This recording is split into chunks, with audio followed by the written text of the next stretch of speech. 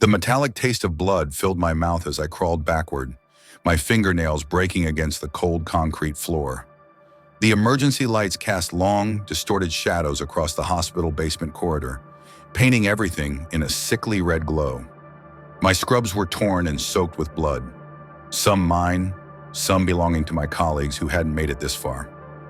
My name is Daniel Matthews, and 12 hours ago, I was just a 29-year-old resident at Boston Memorial Hospital finishing another ordinary night shift. Now I'm fighting to survive a nightmare no medical textbook could have prepared me for. It started with the power outage. A routine occurrence during winter storms in Boston, nothing to worry about. Or so we thought. The backup generators kicked in immediately, but something was different. The lights in the ICU flickered 3 times before stabilizing, and that's when we heard it. A low guttural sound coming through the ventilation system, more felt than heard.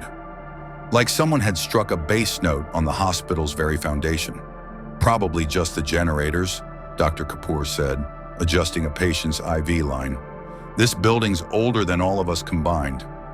I nodded, but something primal inside me knew better. Something was wrong. The first victim was found 30 minutes later, Melissa from radiology. Her body was discovered in the MRI room, torn apart in ways that defied medical explanation. The security footage showed nothing, just Melissa entering the room alone, then static, then carnage. Hospital protocol dictated an immediate lockdown, but by then, it was already too late. Whatever had killed Melissa was still inside the building, moving through restricted areas without triggering a single alarm. Chief of Surgery, Dr. Bennett, formed a security team. Myself, 2 security guards, and a maintenance worker who knew the hospital's layout better than anyone. We were to sweep the East Wing while waiting for police backup, which was delayed by the worsening storm. "Stay together," Bennett ordered, his voice steady despite the fear etched across his face. "No one goes anywhere alone." We should have listened. 2 floors down, near the old psychiatric ward, we found a trail of blood leading to a door none of us recognized. An entrance to the hospital's original basement, built in 1897 and sealed off decades ago. According to hospital records, it didn't exist anymore. The maintenance worker, Carlos, swore he'd never seen it before, despite working at Boston Memorial for 15 years.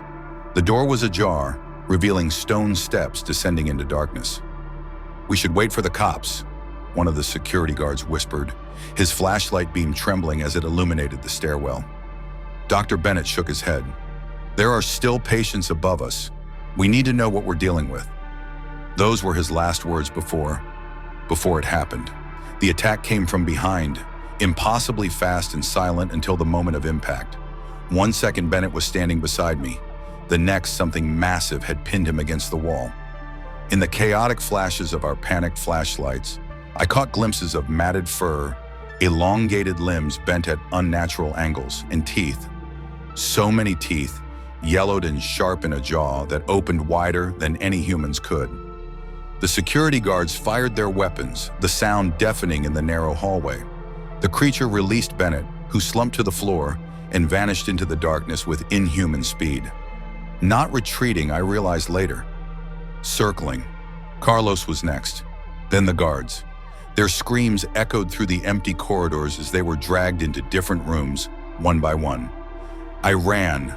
God help me, I ran, ducking into a storage closet where I cowered like a child, listening to the wet, tearing sounds that followed each scream.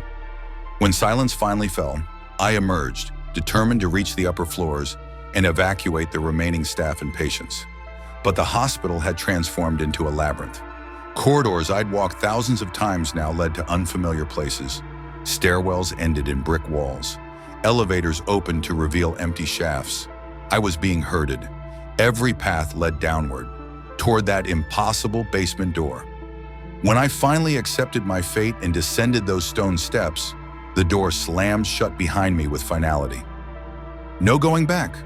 The basement extended far beyond what should have been possible, given the hospital's footprint. Long corridors branched in all directions, lined with antique medical equipment and specimen jars containing malformed tissues and organs preserved in yellowing fluid. The air was thick with the smell of antiseptic masking, something older. rancor. And that's when I found the files. Dozens of leather-bound volumes dating back to the hospital's founding. Patient records, experimental treatments, and staff reports detailing a secret research program focused on a condition they termed lycopathic metamorphosis. Werewolves. They were studying werewolves. The oldest journal belonged to the hospital's founder, Dr.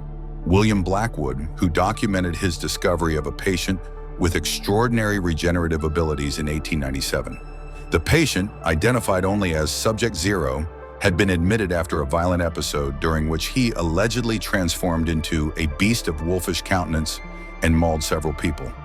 Instead of reporting the case, Blackwood kept the patient sedated in the basement laboratory, conducting experiments that grew increasingly invasive and unethical. Over decades, more subjects were brought in, people suffering from the same condition. Some were captured during transformations, others were ordinary citizens unwittingly exposed to contaminated blood during routine procedures. The program continued in secret through generations of doctors, each inheriting the research and its subjects. The last entry was dated just 3 weeks ago. A crash from behind sent me scrambling beneath a metal desk, knocking over a tray of rusted surgical tools that clattered loudly against the concrete floor. Something large moved in the shadows at the far end of the room, something that breathed in heavy, ragged pants. "It knows you're here, Daniel." The voice came from everywhere and nowhere, deeper than any human vocal cords could produce, yet unmistakably articulate. "How do you know my name?" I whispered, immediately regretting giving away my position. A low, rumbling laugh reverberated through the basement. "I know all the doctors here. I've been watching you since you started your residency 3 years ago. So much potential, so much usefulness." The creature stepped into the dim light, a horrifying amalgamation of man and wolf. It stood nearly 7 feet tall, its body covered in matted dark fur, with a face that was neither fully human nor animal, but something worse. Intelligence and savagery combined in a way nature never intended. Its eyes were the most disturbing feature, not the yellow or red of movie monsters, but human eyes, clear and cognizant, watching me with clinical interest. "You're not what I expected," I said, surprised by my own calmness. The medical part of my brain was documenting, analyzing, even as the human part screamed for escape. "No one ever is," it replied, moving closer with unsettling grace for something so massive. "That's the problem with legends, Doctor. Matthews, they distort the truth, silver bullets, full moons, curses, such dramatic simplifications of a much more complex condition." It gestured toward the journals I'd been reading. "Your predecessors understood eventually. This isn't supernatural, it's evolutionary. A divergent human lineage with remarkable adaptive traits, accelerated healing, enhanced strength, physiological plasticity." "And the killing?" I asked, my voice barely audible. The creature's face contorted in what might have been a smile. "A matter of necessity rather than nature. We require certain proteins found in human brain tissue to maintain cellular stability during transformation. Without them, the process becomes incomplete." It nodded toward a half-open door leading to another chamber. Inside, I could make out several hospital beds occupied by what appeared to be patients or prisoners in various stages of monstrous transformation. Some still looked mostly human. Others were well on their way to becoming like my captor. "Blackwood's experiments yielded unexpected results," the creature continued. "He discovered that the condition could be transferred through controlled exposure. Imagine the implications, Doctor. Soldiers who could heal from any wound. Workers who could increase their strength tenfold when needed. The government was quite interested once they were made aware." "The hospital administration knows about this?"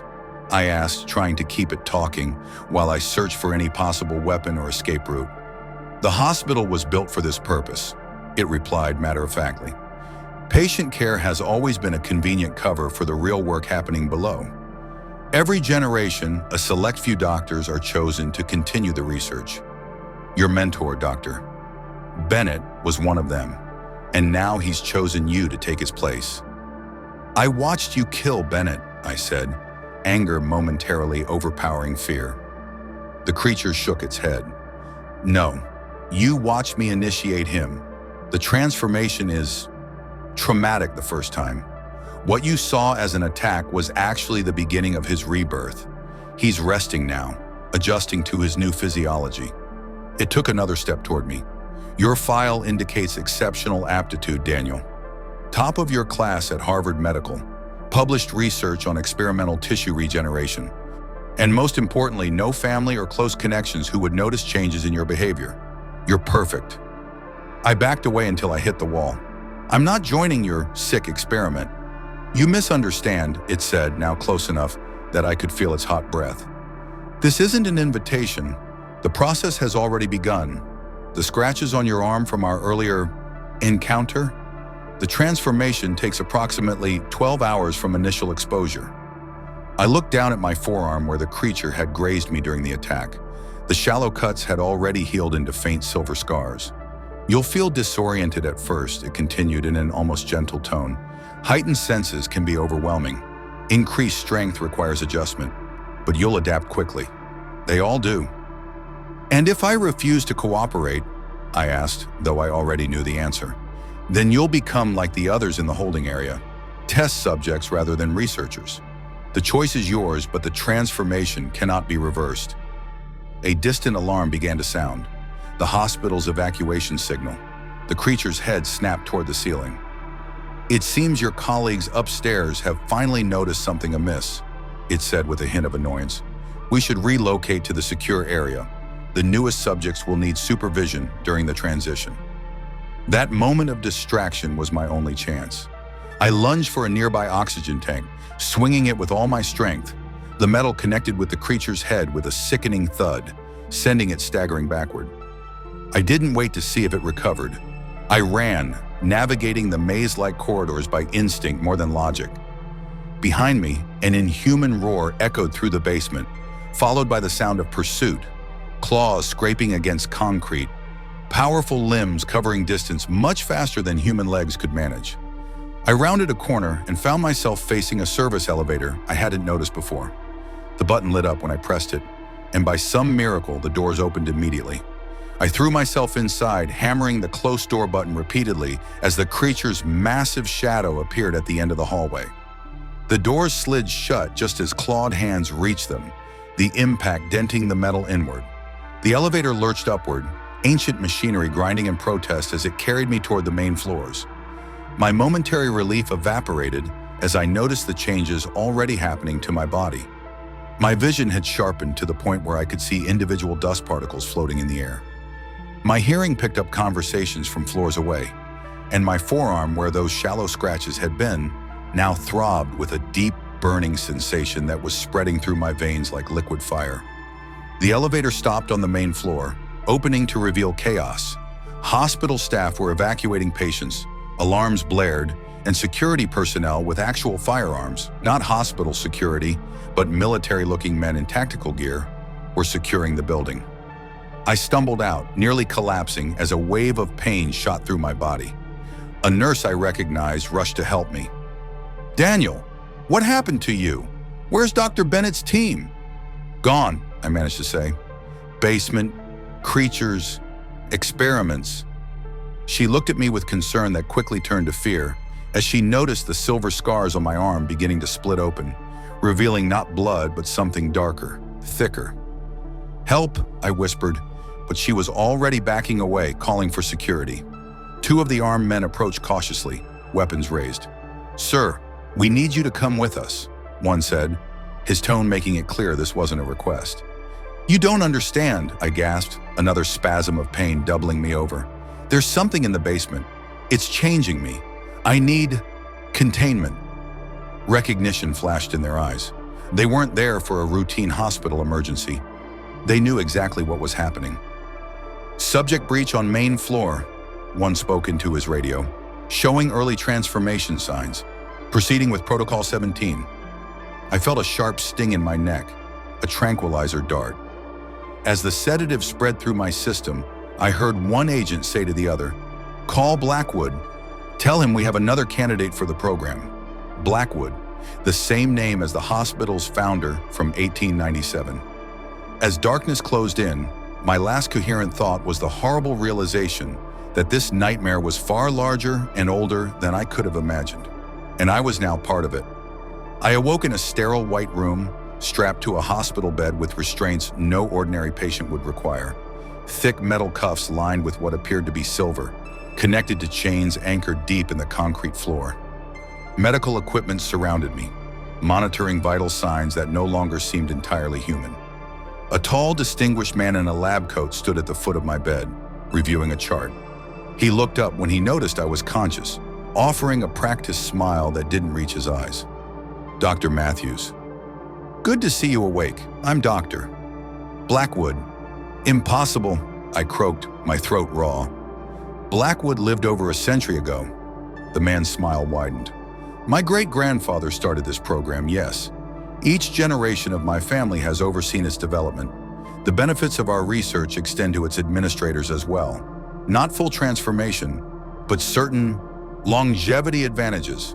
He approached, checking my pupils with a penlight. "Your transition is progressing remarkably well, better than 90% of subjects at this stage. Your medical background might explain the compatibility. Many of our successful integrations come from healthcare professions. Something about the mindset, perhaps."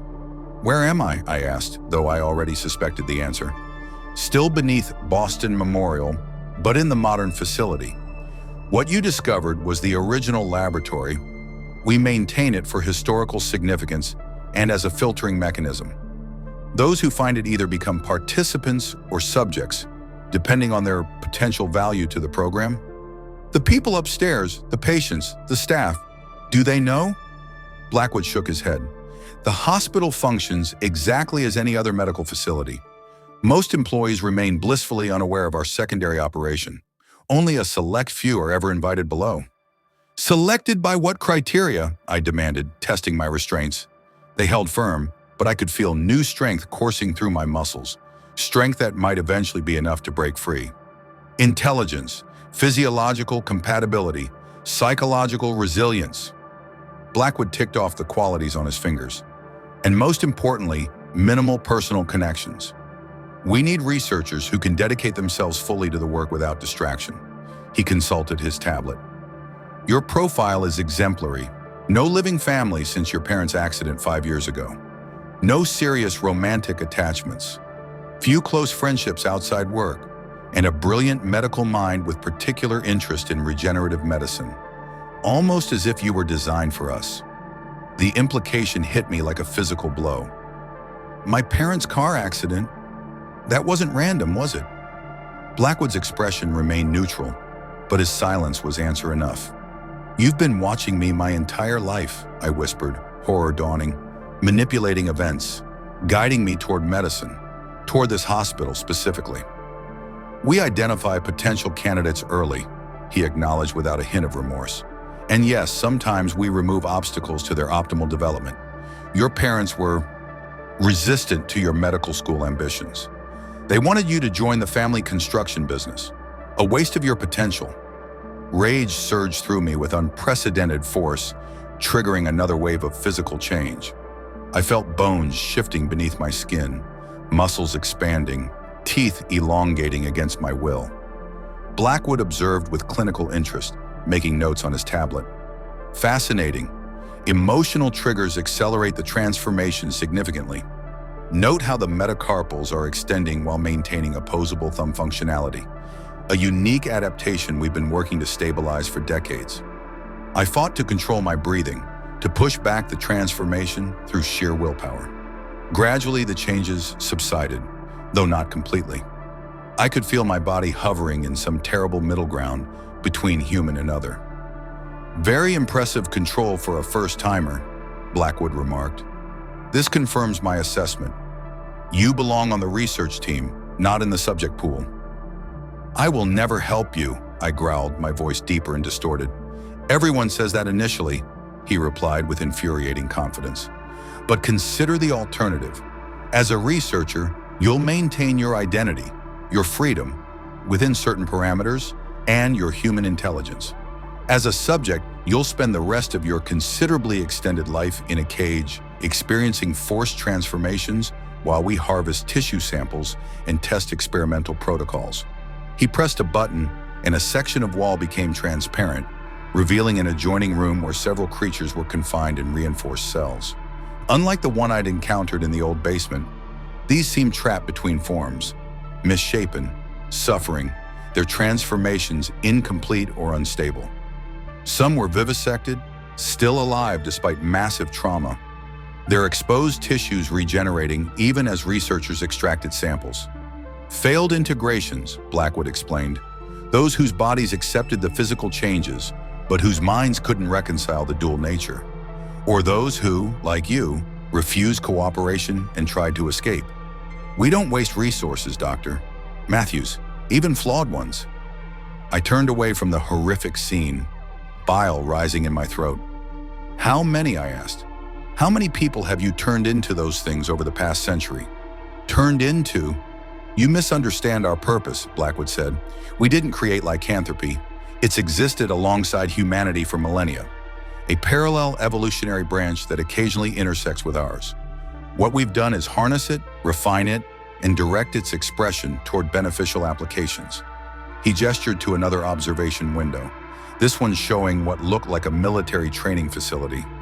Inside, soldiers, or what had once been soldiers, underwent physical tests that would have been impossible for normal humans. Some demonstrated controlled, partial transformations, arms shifting to powerful clawed limbs before reverting to human form on command. The Defense Department has been our primary sponsor since World War II, Blackwood continued. Imagine special forces operators with regenerative capabilities who can increase their strength and sensory acuity at will. Soldiers who can survive wounds that would kill ordinary men. The strategic advantage is incalculable. They're not in control, I observed, watching the training exercises more carefully. Their handlers have some kind of device. When the transformations start to progress too far, they're being shocked back into human form. Blackwood nodded. Complete control remains our greatest challenge. The more access they have to the creature's abilities, the greater the risk of losing human consciousness to the more primal instincts. That's why we need medical minds like yours, Dr. Matthews, to solve these final hurdles. A terrible suspicion formed in my mind. The original creature in the basement, it wasn't just any werewolf, was it? It's your primary success case, the one that maintained full cognitive function and control throughout transformation. Subject Zero's lineage, yes, Blackwood confirmed. After decades of selective breeding and genetic modification, we've produced several fully integrated specimens capable of complete transformation while maintaining human intelligence. They serve as both researchers and recruiters. Recruiters, I repeated. You mean they're sent to attack people you've selected, to infect them deliberately. Infect is an imprecise term. Initiate is more accurate. He checked his watch. Speaking of which, you're approximately 10 hours into your transition. The critical phase will begin soon when your central nervous system begins to adapt. The pain can be extreme. We can administer specialized analgesics if you agree to cooperate. I stared at him, this man who had orchestrated my parents' deaths, who had mapped out my entire life to lead to this moment, who stood before me discussing my transformation into a monster as if it were a promotion. What happens to the hospital patients? I asked suddenly. The ones who don't make it out during your incidents? A flicker of surprise crossed Blackwood's face at the change of subject. Collateral damage is unavoidable in any scientific endeavor of this magnitude. Those with compatible physiologies are sometimes added to the subject pool. The others are recorded as victims of whatever cover story we release. Mechanical failures, gas leaks, deranged patient attacks. And tonight? What's the cover story for tonight? He smiled thinly. A disturbed individual gained access to the psychiatric ward, released several violent patients, and caused a mass casualty event before being neutralized by security. Very tragic. The hospital will receive a generous grant for improved security measures, and certain board members will be handsomely compensated for managing the media narrative. I nodded slowly, as if accepting this explanation, while inwardly my thoughts raced. The transformation was continuing. I could feel my senses sharpening further, my muscles densifying. But unlike the poor souls in the observation room, my mind remained clear. If anything, it was becoming more focused, more strategic. I want to see the research, I said finally. All of it. If I'm going to consider cooperation, I need to understand exactly what I'm becoming and how it works. Blackwood studied me carefully, weighing my sincerity. A reasonable request. I'll have the key studies brought in. In the meantime, we should begin your stabilization protocol. The next few hours will determine whether you emerge as a valuable team member or another failed subject. He turned to prepare an injection, his back to me for just a moment. But a moment was all I needed. The restraints that had easily held my human strength yielded to my partially transformed state with a sharp snap of metal. Before Blackwood could react, I had him pinned against the wall, my hand, now larger, fingers tipped with claw-like nails, wrapped around his throat. "Security," he choked out, but I squeezed tighter. "Tell them to stay back," I growled, "or I'll tear your throat out before they can open that door." Fear flashed in his eyes, the first genuine emotion I'd seen from him. He raised a hand, signaling through the observation window for the security team to hold position. "You won't make it out," he rasped. "The facility is locked down. Every exit is guarded by men armed with silver-tipped ammunition, specifically designed to disrupt the regenerative process. Even if you kill me, you'll never escape."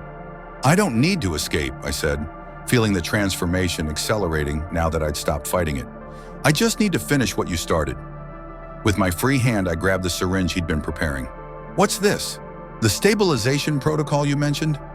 "A compound that helps new subjects maintain cognitive function during the final stage of transformation," he admitted. "Without it, most lose themselves to the beast completely." I plunged the needle into my own arm, injecting the entire contents. "Thank you for your contribution to my development, Doctor." The effect was almost immediate, a rush of clarity cutting through the haze of animal instinct that had been building in my mind. I could feel the creature rising within me, but now it felt less like an invading force and more like an extension of myself. A new set of capabilities I could direct. "Now," I said, my voice deeper but still articulate, "you're going to help me free the subjects you've imprisoned here. All of them." "Impossible," Blackwood sputtered. "Most are completely feral. They'll kill anything in their path, including you." "I'll take my chances," I replied, dragging him toward the door. "And you'll be coming with me as insurance." Using Blackwood as a shield, I forced my way out of the room and into the main laboratory area. Alarms blared as security personnel followed at a distance, weapons trained on us but unable to fire with their boss in the line of fire. "The containment controls," I demanded, tightening my grip on Blackwood's neck. "Where are they?" He pointed shakily toward a central control station. "The red panel. But I'm telling you, releasing those creatures is suicide." I shoved him forward, keeping him between me and the armed guards as we approached the control panel. The laboratory staff backed away, eyes wide with terror as they took in my partially transformed state. At the control station, I scanned the complex array of buttons and switches, many labeled with codes rather than clear descriptions. "Open all containment cells," I ordered Blackwood. "Now." "You don't understand what you're doing," he pleaded. "Some of these subjects haven't been in human form for years. They're no longer capable of recognizing allies from enemies." "Then I suggest your security team start running," I replied coldly. "Open the cells or I'll tear your head off and figure it out myself." With trembling hands, Blackwood entered a series of commands. Security doors throughout the facility began to rise, releasing dozens of test subjects in various stages of transformation. Some scrambled out immediately, while others remained huddled in their cells, too traumatized or confused to recognize their chance at freedom. The guards' discipline broke. Some opened fire while others fled, creating enough chaos for me to shove Blackwood into the path of his own security detail and make my way toward the cells housing the most recently acquired subjects, people like me who still retained their humanity. "This way," I called out to them. "Stay together if you want to survive." About 15 people, doctors, nurses, and civilians caught in the hospital incident, rallied to me, their transformations less advanced than mine, but progressing rapidly. I could see the fear and confusion in their eyes, but also a desperate hope. "What's happening to us?" a young woman in tattered scrubs asked, her hands already showing signs of transformation. "Are we becoming like that?" She pointed at a fully transformed subject that was tearing through a group of guards with savage efficiency. "We're changing," I confirmed, "but we don't have to become mindless killers. The serum they gave me, it helps maintain control. We need to find more of it before we all complete the transformation." I led them back toward the laboratory where I'd been held, fighting our way through security personnel who were now more focused on containing the fully transformed subjects than stopping us. Inside, we ransacked the medical cabinets until we found a refrigerated case containing doses of the stabilization compound. "Everyone take one," I instructed, distributing the syringes. "It won't stop the transformation, but it should help you stay you." As they administered the injections, I accessed a computer terminal, searching for information about the facility's layout. The complex was massive, extending far beyond what I'd initially seen, with multiple levels built beneath the hospital over generations. "There's a service tunnel," I announced, downloading the facility map to a tablet. "It leads to an access point 3 blocks from the hospital. It's our best chance." Suddenly, the lights cut out, plunging the laboratory into darkness. Emergency lighting kicked on seconds later, accompanied by a computerized voice. "Biohazard containment protocol initiated. Facility sterilization commencing in 10 minutes. All personnel evacuate immediately." "They're going to destroy the evidence," I realized aloud, "including us." We ran, following the route I'd found on the facility map. Behind us, the sounds of chaos intensified. Bestial roars, gunfire, and human screams created a hellish backdrop to our escape. The transformation continued in all of us, first sprouting across skin, muscles, and bones, reshaping with each passing minute. But thanks to the stabilization compound, we maintained our human consciousness, able to communicate and coordinate. The service tunnel was sealed by a heavy security door. 2 of the stronger members of our group, already further along in their transformation, wrenched it open with their enhanced strength. We filed through quickly, making our way along the narrow passage as emergency sirens wailed behind us. 5 minutes to sterilization procedure," the computerized voice announced, somehow still audible even at this distance. We moved faster, our new physiology enabling speed and endurance beyond human limits. The tunnel seemed endless, stretching beneath the streets of Boston like a concrete artery. Finally, we reached a ladder leading up to what the map indicated was an exit point disguised as a utility access in an alley. As I began to climb, a familiar voice called from the darkness behind us. "Did you really think we wouldn't have contingencies for this exact scenario, Doctor?" "Matthews?" Dr. Blackwood emerged from the shadows, his lab coat torn and bloodied, but his composure somehow intact. Behind him stood 4 fully transformed creatures, like the one I'd first encountered in the old basement. Massive, powerful, and moving with the calculated precision that indicated full cognitive control. "Our primary specimens," Blackwood explained, gesturing to his inhuman escort. "Unlike the test subjects you so recklessly released, these individuals have fully integrated their dual nature. They serve our program willingly, understanding the greater purpose of our work." "You mean they've been brainwashed," I countered, positioning myself between Blackwood and the other escapees. "Or they're so far gone, they've forgotten what it means to be human." One of the creatures stepped forward, its eyes fixing on mine with disturbing intelligence. "We remember humanity perfectly, Daniel," it said, its voice a rough approximation of human speech from a throat not designed for it. "We simply recognize its limitations, its fragility, its evolutionary dead end." "This isn't evolution," I argued. "It's exploitation. You're being used as weapons, as laboratory specimens. And you think freedom in a world that would hunt us down like animals is better?" the creature replied. "Humans fear what they don't understand. They destroy what they fear.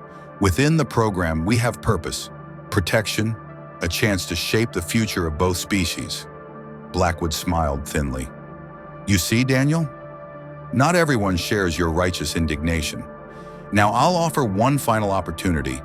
Return with us, bring your followers, and I'll overlook this unfortunate incident. You'll be granted researcher status as originally planned. The alternative is immediate termination. We cannot risk exposure. I looked back at the group behind me. Ordinary people thrust into an extraordinary nightmare, their bodies changing irreversibly, their lives as they knew them already over. Then I looked at Blackwood's successful specimens, powerful and intelligent, but enslaved to a program that viewed them as property rather than people. My transformation had progressed further during our escape. I could feel the final changes approaching, the complete restructuring of muscle and bone that would finalize my new form. The stabilization compound was keeping my mind clear, but it couldn't stop the physical metamorphosis. "We're not going back," I said firmly, "and we're not dying here either." I lunged forward with speed that surprised even me, targeting not Blackwood but the ceiling of the tunnel, my newly powerful limbs smashing through concrete and rebar to create an opening to the street above. Water from a ruptured pipe cascaded down, temporarily disorienting our pursuers. "Go!" I shouted to the others. "Scatter and hide! Find each other when you can! Use your senses!" They didn't hesitate, scrambling up through the opening and vanishing into the night. I followed last, emerging into a rain-soaked alley several blocks from the hospital. In the distance, emergency vehicles' lights pulsed against the dark sky as first responders continued dealing with the psychiatric patient incident at Boston Memorial, unaware of the true horror unfolding beneath the facility. Behind me, Blackwood's elite specimens erupted from the tunnel, their massive forms easily clearing the opening I'd created. They paused, heads raised as they scented the air, searching for our trail despite the rain washing away our scent. I ran, pushing my transforming body to its limits, navigating the back streets of Boston by instinct rather than familiarity. The city I'd called home for years suddenly seemed alien, too bright, too loud, too filled with potential threats. My enhanced senses picked up every siren, every heartbeat, every frightened gasp from people who glimpsed my not-quite-human form as I passed. I needed to hide, to think, to plan. The others were scattered across the city, equally confused and dangerous in their transitional state. Blackwood would be hunting all of us, and once the initial chaos at the facility was contained, he'd have resources at his disposal that we couldn't match. Government connections, military assets, a century of experience in containing incidents like this. I found temporary shelter in an abandoned warehouse near the harbor, my transformation completing itself in painful, wrenching spasms that left me howling through clenched teeth. When it finally subsided, I stood fully transformed, a creature of nightmare to human eyes, yet somehow still myself in the ways that mattered. The stabilization compound had worked. I retained my memories, my identity, my moral center. Looking at my reflection in a broken window, I barely recognized myself. My body was covered in dark brown fur, my face elongated into a lupine muzzle filled with razor-sharp teeth. My hands had become powerful claws, yet they still maintained enough dexterity to manipulate objects. I stood taller, stronger, with muscles rippling beneath my new form. But the eyes, my eyes, remained human, aware and calculating. I needed to find the others before Blackwood did. Using my heightened senses, I detected faint traces of sense similar to my own. Other transformed humans moving through the night. I tracked them methodically, gathering them one by one from their hiding places across the city. By dawn, I had found 12 of the 15 who'd escaped with me. 3 were missing, either captured by Blackwood's forces or lost to the feral nature of their transformation if they hadn't used the stabilization compound correctly. We gathered in the warehouse, a pack of monsters that retained their humanity, trying to comprehend our new reality. "What happens now?" asked Sarah, the nurse who'd been one of the first to join me during the escape. In her transformed state, her voice was rougher, but still recognizable. "Blackwood won't stop hunting us," I said, "and we can't just walk away and try to build new lives. Not like this." "We could expose them," suggested Michael, formerly a hospital administrator who had stumbled upon the basement facility while checking maintenance records. "Contact the media, show them what's been done to us." "And then what?" I countered. "Best case scenario, we spend the rest of our lives as laboratory specimens for a different set of scientists. Worst case, they exterminate us as threats to public safety. Then what's your plan? Sarah demanded. Hide in abandoned buildings forever? Hunt rats to survive? I shook my head. We fight back. Blackwood's program has operated in secret for over a century because secrecy is its protection. We need to gather evidence, not to expose them publicly, but to create leverage. Insurance. How do we do that when we can't exactly walk around in public? Michael asked, gesturing to his transformed body. I considered this. The stabilization compound. It doesn't just maintain our cognitive function. I've noticed something else. With concentration, I can partially reverse the physical transformation. Not completely, but enough to pass as human in poor lighting or at a distance. I demonstrated, focusing intensely on my right arm. Gradually, the fur receded, the claws retracted, and while it didn't return completely to human form, it became something that could be hidden under clothing. It takes practice, I admitted as the partial reversal took its toll, exhaustion washing over me. And it doesn't last long, but it might give us enough time to move around the city when needed. Over the next few days, we established our base in the warehouse, venturing out only when necessary and only after practicing partial reversions. We gathered supplies, monitored news reports about the tragic incident at Boston Memorial, and most importantly, planned our counterattack. From bits of conversation overheard during my captivity, I knew that Blackwood maintained a private residence near the hospital, a historic mansion that had belonged to his family for generations. If evidence of the program existed outside the facility itself, it would be there. A week after our escape, we were ready to move. 4 of us who had best mastered the partial reversion technique would infiltrate Blackwood's home, while the others maintained watch from strategic positions nearby. Under cover of darkness, we approached the mansion, an imposing Victorian structure surrounded by high walls and modern security systems. Our enhanced senses detected 4 guards patrolling the perimeter, their movements revealing military training. They're armed with specialized weapons, Sarah whispered, her nostrils flaring. I can smell the silver. We waited for the patrol patterns to create a gap, then scaled the wall with our inhuman strength. Moving silently across the manicured grounds, we reached a rear entrance and found it locked with both electronic and mechanical systems. Michael, who had been an engineer before becoming a hospital administrator, examined the security panel. Advanced, but not unbeatable, he murmured, working to bypass the electronic lock while I used a claw to manipulate the mechanical components. The door opened with a faint click, and we slipped inside. The mansion's interior was opulent but clinical, more like a private medical facility than a home. We moved cautiously through darkened hallways, our enhanced vision allowing us to navigate without light. Following the scent of old paper and ink, we found Blackwood's private study, a large room lined with bookshelves and dominated by an antique desk. Look for anything related to the program, I instructed. Records, correspondence, contact information for government liaisons, anything we can use as leverage. We searched methodically, finding hidden compartments behind books and under floorboards. The documents we discovered painted a picture more disturbing than even I had imagined. The program extended far beyond Boston, with similar facilities operating in cities across the country. Government officials at the highest levels were not just aware, but actively involved, seeing controlled lycanthropy as the next frontier in military enhancement.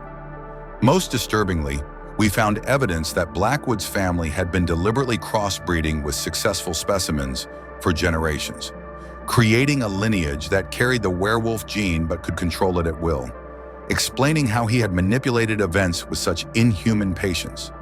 He's one of them, Sarah realized, scanning a family tree with clinical notations. Not fully transformed like us, but hybrid, able to appear completely human while carrying the genetic advantages. Which means the stabilization compound isn't just keeping us sane, I said. It's replicating what his bloodline can do naturally. A soft chime from a computer on the desk interrupted our discovery. The screen lit up, showing security camera feeds, including one of Blackwood himself entering the front door. He's here, I hissed. Grab everything you can. We need to move. We stuffed documents into bags we'd brought, downloading digital files onto a portable drive. Just as we prepared to leave through a window, the study door opened. Blackwood stood in the doorway, looking unsurprised to find us there. Behind him stood two security guards with specialized weapons trained on us. "Dr. Matthews," he said calmly, "I've been expecting you. Though I admit, I'm impressed by how quickly you've adapted to your new condition. The partial reversion technique typically takes months to master. Maybe you underestimated the motivation that comes with having your humanity stolen," I replied, positioning myself between him and the others. Blackwood sighed. "Nothing was stolen from you, Daniel. You've been given something priceless, the next step in human evolution, with the cognitive capacity to appreciate it." "Save the sales pitch," I growled. "We've found your records. We know about the other facilities, the government connections, your family's breeding program. And what do you intend to do with this information? Expose us? As I explained before, that would only endanger yourselves." "Not expose," I said. "Insurance. These records are already being digitized and prepared for distribution if anything happens to us. One command from any of us, and everything goes public. To the media, to rival governments, to everyone." Blackwood's composed expression faltered slightly. "You're bluffing. Are you willing to stake a century of your family's work on that assumption?" I challenged. "Here's what's going to happen. You're going to let us leave. You're going to call off your hunt for the others who escaped. And you're going to provide us with a regular supply of the stabilization compound." "In exchange for what?" Blackwood asked, his voice tight. "Our silence. And—" I hesitated, knowing what I had to offer next. "My cooperation. Not as your prisoner, but as a researcher working independently. I'll help refine the compound, make it more effective at maintaining cognitive control. But I do it on my terms for my people, not your military applications." Blackwood studied me for a long moment. "You surprised me, Daniel. I expected threats, possibly violence, but not negotiation." "I was a doctor before I was a monster," I replied evenly. "I still want to help people, including those you've transformed against their will." After what seemed like an eternity, Blackwood nodded slightly. "A counter-proposal. You and your pack receive the compound and amnesty. In exchange, you allow us to monitor your progress as a control group outside laboratory conditions, and you share any refinements you develop." "No monitoring devices, no tracking," I insisted. "Quarterly medical examinations only, conducted at a neutral location with our own security." "Acceptable," Blackwood said after brief consideration, "though I suspect you'll find your way back to our program eventually, Doctor. The scientific curiosity that drove you to medicine won't be satisfied working with limited resources." "We'll see," I replied, not entirely disagreeing. "Now call off your guards and let us leave." To my surprise, Blackwood complied, ordering his security personnel to stand down. As we prepared to exit through the window, he called after me. "One last thing, Daniel. The transformation, it changes more than your body. You may retain your human mind now, but over time, you'll find your priorities shifting, your perspective expanding beyond human concerns. It's neither good nor evil, simply evolutionary. When that happens, my door will be open." I didn't respond, leading my small group back into the night. In the months that followed, we established a sanctuary in an abandoned industrial complex outside the city, converting it into a secure compound where we could live without hiding our true nature. Others like us, escapees from similar facilities across the country, found their way to us through an underground network we established. I continued my research, refining the stabilization compound to allow longer periods of partial reversion, enabling our community to interact with the human world when necessary. Some chose to live permanently in their wolf form, finding freedom in embracing their new nature. Others maintained human appearance as much as possible, gradually returning to modified versions of their former lives. As for me, I walked the line between both worlds. By day, I operated a free clinic for those who couldn't access traditional healthcare. My partially reverted form explained away as a rare medical condition. By night, I hunted with my pack in the forests outside Boston, embracing the primal joy of my wolf nature while maintaining the ethical core of my humanity. Blackwood kept his word, providing the compound as agreed, though his prediction proved partially correct. My scientific curiosity remained. I maintained communication with certain researchers from the program, exchanging findings through secure channels, always careful to protect our independence. Sometimes in the dead of night when the moon is full and my transformation is at its strongest, I find myself standing at the edge of our territory, looking back toward Boston. I think about Blackwood's final words to me, about how the transformation would change more than my body over time. He wasn't entirely wrong. My perspective has shifted. Human concerns sometimes seem short-sighted, petty. The division between man and nature appears increasingly artificial. But where Blackwood saw this as an opportunity for exploitation, I see a responsibility to serve as a bridge between two worlds, to use my unique position to protect both.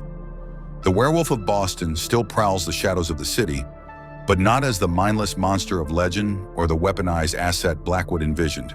Instead, I've become something neither the old stories nor the secret laboratories anticipated. A guardian of those caught between worlds, a healer to both human and wolf, and a living reminder that evolution, true evolution, cannot be controlled or directed, only respected and understood.